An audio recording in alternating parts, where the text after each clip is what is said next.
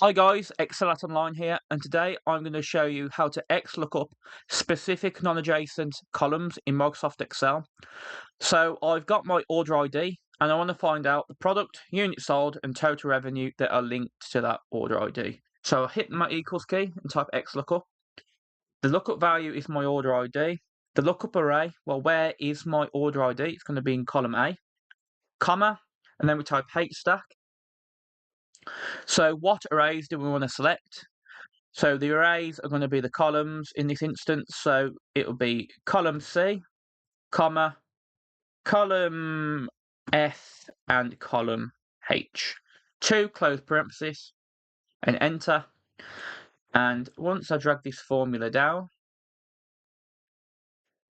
you can see now it's given me the specific product, unit sold and total revenue linked to that order ID.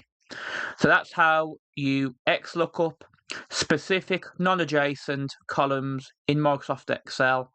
Hope you found it useful. Please like and subscribe. And until next time, take care, and I'll see you in the next one.